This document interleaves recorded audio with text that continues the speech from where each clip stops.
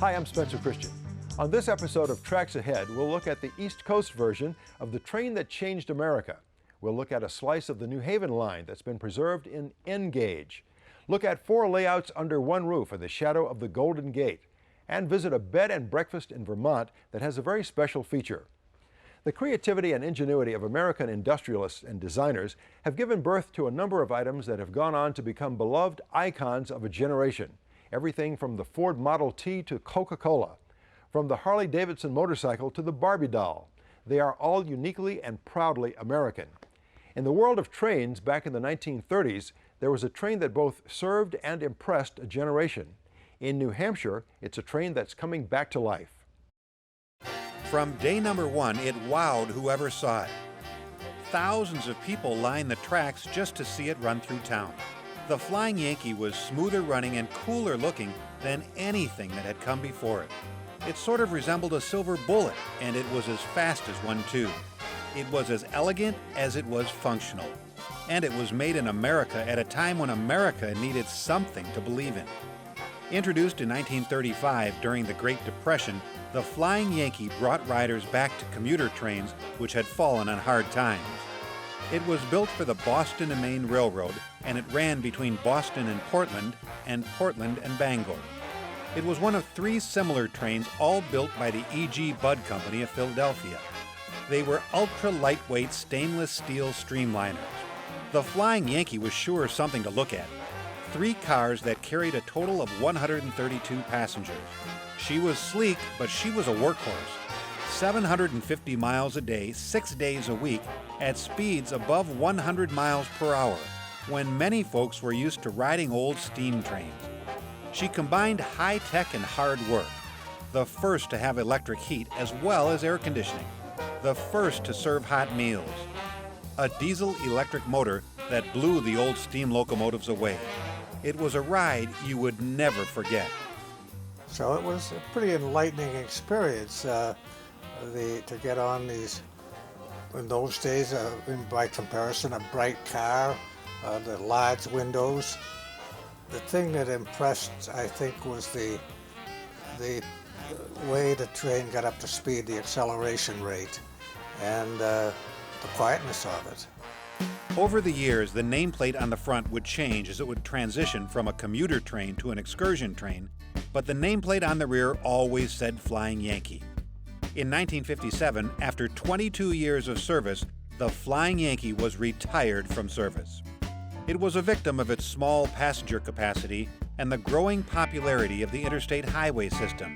The train ran for 23 years, making its last run on May 7th of 1957, and then was given to the Edaville Railroad on Cape Cod, where it sat for 40 years. Robert Morrill, a New Hampshire business person who actually developed Storyland, a very popular attraction, had a vision to retrieve the train and restore it, and he wanted to do that for 2 reasons. One personal, that is, his dad had been a conductor on the train, and the other is that he thought that this train, for its novelty and ingenuity, represented America's best ability to bring ingenuity to bear on problems, which of course was the condition of railroads in the middle of the Depression, when America was at its probably at its lowest ebb in the last 150 years. So that's how he determined to purchase the train and bring it to New Hampshire and commence the restoration. And so we have been about the business now of restoring the train to fulfill our vision of restoring it to its operating condition, so that people can experience what it was to ride this kind of a streamlined train in 1935, when the world was pulled by steam and railroad cars had movable windows. Millions of dollars and countless hours have been spent refurbishing and restoring this masterpiece. The job is getting closer to completion. While its sister trains have been partially restored and are on static display, plans are for the Flying Yankee to be a fully functioning 3-car moving train once again. Once it's running, the train will be spotted here in Lincoln, New Hampshire, and during the summertime we will operate the train as a unique experience, a tourist experience, running the train down the track towards our capital here in New Hampshire of Concord. Now the reason we're here is that the line from here to Concord is indeed owned by the state. And that is why several years ago we sold the train to the state for $1, only to have a partner who would survive us. And so during the summertime we would intend to operate it on a 5-day basis as a unique excursion. Well, when we found it down on Edaville Railroad, it had been sitting there since 1958, 40 years.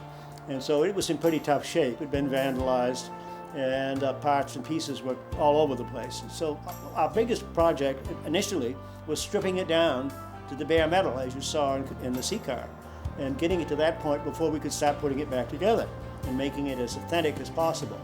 Now, things that have been purchased and are done is the trucks have been rebuilt. They're sitting in cages over here, ready to be put back under it. The traction motors are done and ready to be used, the 721s. There's no other around, so those are going to be used, and the experts tell us that it's good for at least 10 years. And then, of course, the interior of the B-car and all of the seats for the entire train have been redone by Thelma Hansen, a lady here in Lincoln, an elderly lady. She did them herself.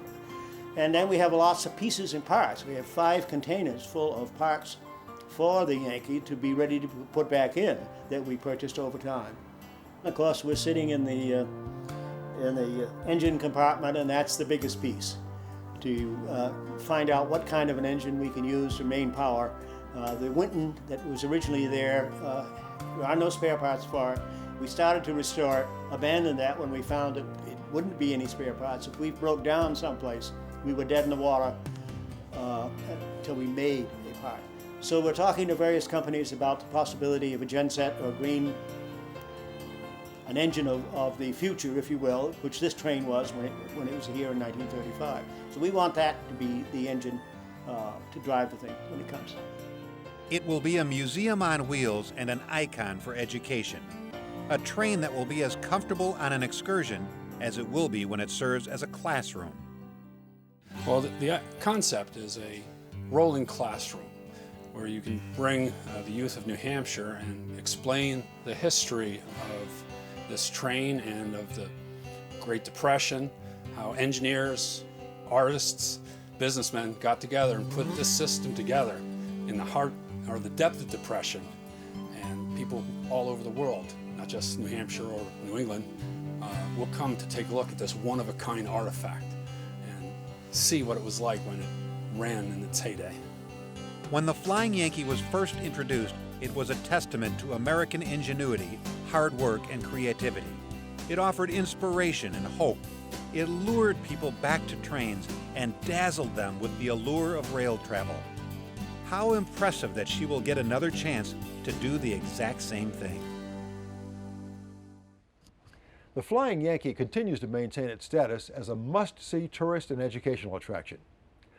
Author David Popp had a very long family history of model railroading, and when he had the time and space, he created a testament to a line in the 1959's era of Connecticut. My dad was very much into model trains, and growing up, some of my earliest memories are of being in the basement with him as he was working on his HO scale layout. My grandfather was also very much into model trains. I've been around model trains my whole life. It's just what I do for fun. Pretty much my layout is modeled after the New Havens line along the Naugatuck River in Connecticut. I've set it in the year 1959. Part of the reason why I modeled this particular line is that it's very rich in history, in industrial history, in railroad history. And it also doesn't hurt too to have an actual prototype to go back to when you're looking for information about, well, you know, how does this industry work? I've got a location, I've got a place in the world that I can go look and find out, okay, well, this is the type of traffic that they had. These are the types of passenger trains that they ran. When I first came to Model Railroader, I was living in a small apartment, and so there was no room for my big HO layout that I had had previously when I was teaching. So that had to all be torn down and put away. I wanted to keep model railroading, and so what I did is I designed a small layout that could fit in an apartment easily enough, but yet be stacked up into a closet so it was out of the way during normal apartment use. And I started the idea of writing a series of articles about how to build a layout in your apartment and still get your security deposit back, which was kind of the theme for it. Once we had built the house, that little layout was finished. I had written several articles about it, and I thought, oh, well, it's time to move on to something else. Well, the little layout just kept hanging around, and I kept coming up with ideas on how to expand it and make it bigger. And so I started building it in sections, basically. The layout is currently broken into about 5 sections because there are individual zones of where the work has occurred. This is the primary section of the layout, the first piece. It took about a year to build it from start to finish. This has got some of the more bucolic kind of Connecticut scenes to it. The little street area here is one of my favorites, with all the little shop fronts and the different people and details and things like that. I had an N-scale layout when I was a kid back in the 1970s, and N-scale was in its infancy then, so there wasn't a lot available for it, nor did the equipment run very well. But coming back to it in 2002, when I started the layout, I was amazed at all the wealth of detail of different figures and vehicles and all of that was available. So it has made modeling very enjoyable. While there are a lot of details that are commercially available, sometimes you have to build your own too. The rowboat in the river over there, for example, with the guy fishing out of it, that's modeled after a boat that my grandfather had years ago. It was a wood boat, and I just cobbled it together from small pieces of styrene and then painted it to look like his boat. So you can make them too. Section 2, connecting to Section 1, has a nice industrial area for the town on that side, but more importantly, it's got a staging yard on the back side, and that's where trains come and go for places off of the railroad. So next to that then is Section 3, which is this piece right here, and this includes Waterbury, which is the hub of the railroad. So during an operating session, trains will come up the rail line, they'll come into Waterbury, they'll be broken apart into smaller trains and then sent out to go switch the industries back down the line and north and other locations. And then all the passenger trains that come in to the railroad too come to Waterbury, and most of them turn around and then go back out. So it really is kind of a key point. And then in addition to Waterbury, this piece here really counts as Section 4. And it's not very big compared to the rest of the railroad, but it's got some very important industries. In particular, this is the Waterbury Gas Works. Was a key industry in the town of Waterbury at the particular time that I'm modeling. This is the newest section. This is a branch line that runs from Waterbury all the way north to Winston, Connecticut, and that's where the railroad terminated there. The buildings on this section, for the most part, are fictitious. They look New England-y, and the industries are named after real industries on the railroad, but for the most part, the buildings are put together with kit bashing, where you take several different kits and you cut the pieces together and make something completely new out of them. A few buildings on here are close to what their prototypes should look like. The Torrington Station, which I'm standing next to here, is a rough facsimile of what the Torrington Station really looks like. This section is finished well enough to be able to be operated. So when my operating crew comes over to run trains, you know, things look reasonably finished, but there's still trees that need to be filled in on the hillside here. There's a whole industry that's missing from this corner. There should be a cement plant there. I have parking lots and things that don't have the finished scenery work done on them yet, and I have whole buildings that are still in raw plastic that need to be painted and weathered. So this is it. This is the entire Naugatuck Valley as it stands in its 5 sections at the moment. And that's the beauty of N-scale, is because we can fit all of this stuff in. And I still have plenty of room in the rest of my basement to add more, so we can keep going if we need to. In hindsight, building the layout in sections or piece by piece is really a wonderful way to get started in the hobby. You've got the enjoyment of, I'm just working in a small section so I can try things out, and if it doesn't work out too well, I can take it out and I can replace it.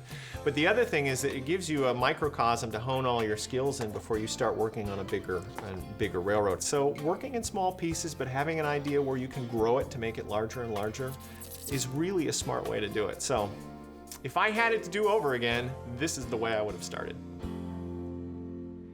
David reminds everyone that you don't need much space to start in the model railroading hobby. Now in a minute, we're going to a bed and breakfast hidden away in the northern Vermont hills. In addition to the scenery and solitude, a featured attraction is a unique railroad. But first, we're going to San Francisco, where a longtime club has built not 1, but 4 layouts under one roof. Mention San Francisco, and you'll usually get a visual image of the Golden Gate Bridge, cable cars, and other sights of the city by the bay. One little-known spot for visits is the Golden Gate Model Railroad Museum. Located on the east side of San Francisco Bay in Richmond, the museum's host to one of the oldest modeling clubs in the nation. The East Bay Model Engineer Society started in 1933 as a general modeling club. It was located in a small room above a hobby shop in Oakland. They moved to a few other locations and finally settled into a warehouse in Emeryville, where they were located for about 50 years.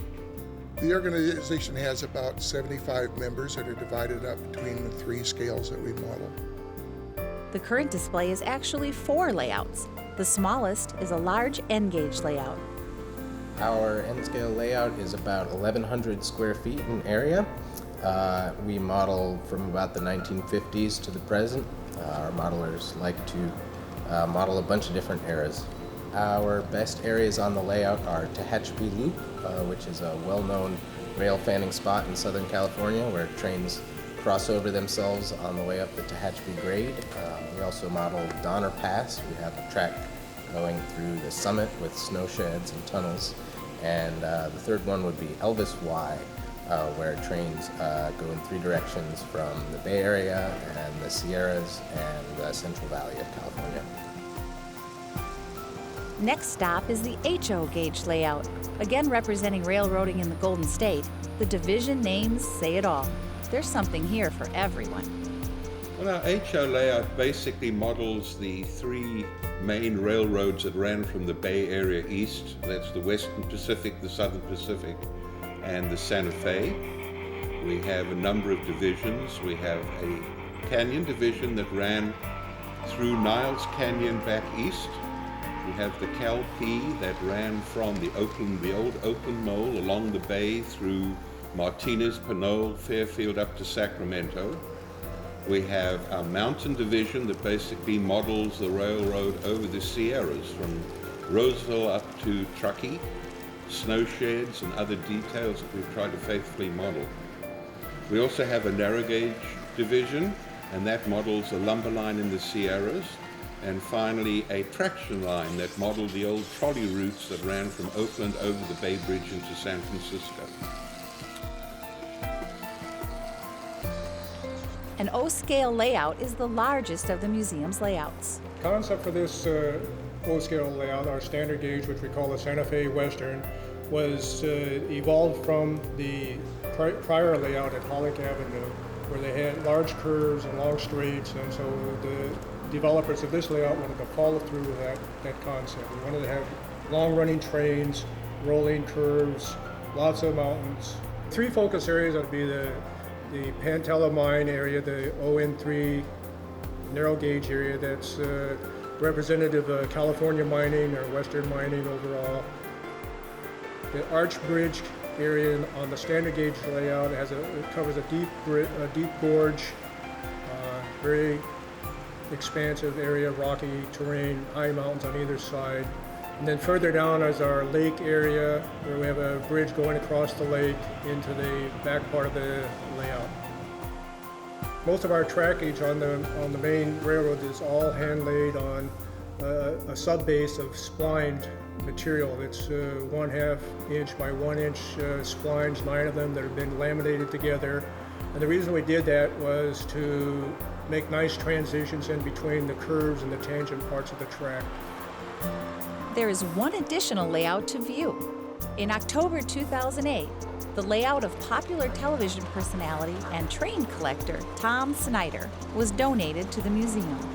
When Tom passed away, his wife spent about a year looking for a location for the layout because Tom did not want to see the layout taken apart and sold piece by piece. Some of the highlights of Tom's layout are typical of the Lionel pre-war structures, such as the Hell's Gate Bridge, the passenger station and power station. On the other end of the layout are some unique features such as a 2 slot car tracks and a trolley track. The museum is open on Sunday afternoons from noon to 5 from April through the end of the year. When people visit the museum, I'd like them to come away with a sense of how much work that we've put into this effort and how much fun we've had doing it. The next time you find yourself in San Francisco, take a side trip to Richmond to see a recreation of California railroading.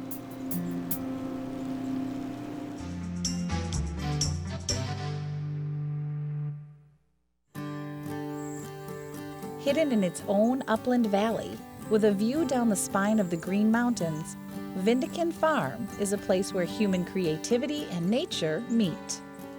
Here, 35 minutes from Burlington, Vermont, owners Mark and Mareka Smith accommodate guests searching for a quiet getaway or looking for the perfect wedding venue. They come here because of the mountains and the country and the gardens and the buildings. They come here to get away from the city and the congestion and so on. They're looking for peace and quiet. They always say, wow, this is beautiful. What an amazing place. This is like paradise. It's easy to see why visitors are drawn to this 160-acre working farm. First, usually people see the gardens and they really like it and they walk around and then they say, oh, you have a railroad, and they're completely surprised. They're surprised by the railroad, always surprised by it. And they engage it quickly. They're curious, so they're asking questions about it and whatnot. They ask if they can have a ride on the train, and then Mark takes them around, and then they have another surprise because they go all around through the woods and the pond and, you know, over a dam, and it's like they go through different landscapes. So the railroad becomes a pretty quick part of the package, unplanned. The railroad is 25 years old. It was built initially at 1/8 scale. Now it is 2.5 inches to a foot, which means it's slightly larger than 1/5 scale. It's a narrow gauge railroad now, and it's modeled as a narrow gauge railroad. It's really important to me with the guests to be honest with them about the trains. This is not a toy, and I tell them that. It's to the best of my ability, I try to present the trains as historically accurate, running like a real railroad and so on. Authenticity is very important to me. Trained as a historian, Mark founded and published the train magazine Locomotive and Railway Preservation. During his tenure with the magazine, he came to really appreciate the essential role that railroads played. Railroads linked village to village, city to city. They ran through the American landscape. So I think the railroad stand is unique, and I think that linking feature of railroads is one reason people miss them. For Mark, the linking feature of his garden railroad is ideal for transporting people through the various environments on the farm. It's a transportation vehicle, and at this scale, it can haul some pretty impressive loads, large numbers of people, firewood, those kinds of things. So I take it seriously as a railroad, an operating railroad that operates much the same as a prototype railroad would operate. I try in the machine shop to make it feel like a railroad shop, because I like the way railroad shops feel. So, for example, I tend to use tools that would be similar to what railroaders would use in their shops and whatnot. By and large, they're American tools, semi-historic tools. One of those tools is a 120-year-old lathe that Mark used to build his first locomotive more than 2 decades ago. It's a camelback locomotive, which means it has a center cab and a wide firebox in the back. It's a good operating locomotive. It's pulled 18 adults on flat track, and once it pulled 37 cars on a bet. Mark's dedication to the railway and the love he and Mareka share for their farm is evident in every detail of this very special place that they created together. They always say, thank you so much for sharing your farm. You know, so I feel like we're sharing something that's ours. We give something to other people. Mareka and I have spent our lives developing the lawns and the gardens and stone walls and whatnot. So the railroad and the landscape and the gardens are very much one and the same. The gardens enhance the railroad, and the railroad enhances the gardens. And we enjoy that, and clearly the people that come here enjoy that a great deal.